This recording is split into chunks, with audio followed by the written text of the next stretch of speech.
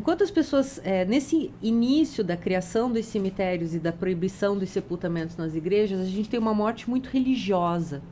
Porque a morte ela acontecia em casa, com a família em torno do moribundo, com o padre ministrando os sacramentos para salvar a alma. Então ela tinha um contexto religioso muito forte.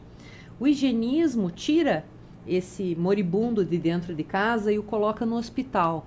Por quê? Porque o hospital é um ambiente asséptico, controlado.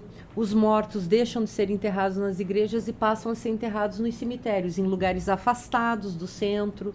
Geralmente é um lugar alto, com um bom regime de ventos para dissipar os miasmas, né, os gases e líquidos produzidos pela morte. Tudo isso para quê? Para que mortos não coabitassem com os vivos. Só que esse mesmo sentido de você tirar esse doente, com o avanço da medicina, o que aconteceu?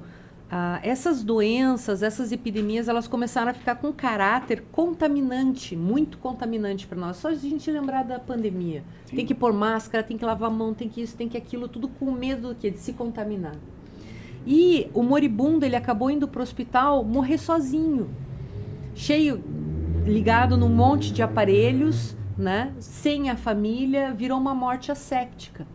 E essa racionalidade, essa medicalização dessa morte também se refletiu em nós.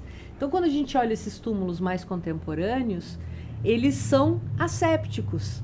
Eles não têm elementos religiosos, eles não têm aquelas decorações que existiam antes, eles são extremamente racionais. Uhum. Assim como racionalmente a gente se relaciona com a morte hoje, né? Então, o que acontece? A gente vive uma quebra, um afastamento.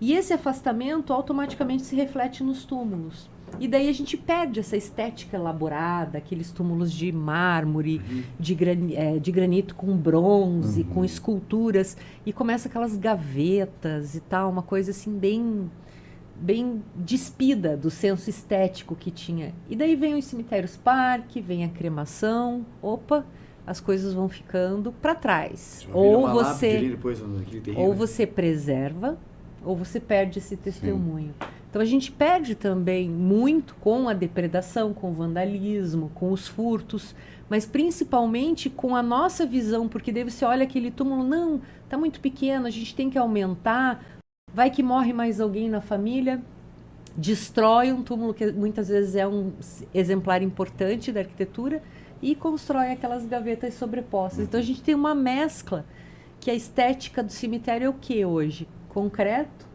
e quando muito, o granito agora só fica na placa. Uhum.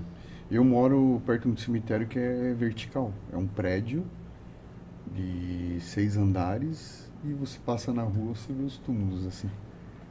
É bem estranho, tipo, no sentido que, como eu nasci aqui, me criei, e acostumado a ir no cemitério aqui, quando eu vi, eu falei, totalmente diferente, né? Bem moderno, assim, no sentido de não ter esse espírito, sentido de você ir no cemitério e você ver aqueles túmulos antigos, entendeu? Sim.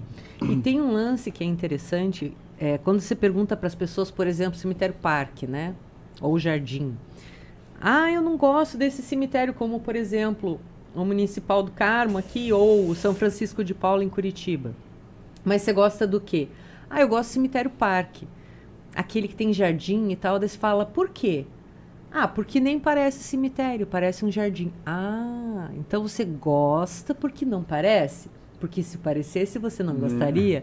Então tudo isso faz parte. E né, quando a gente vê um cemitério vertical, é literalmente um condomínio do além.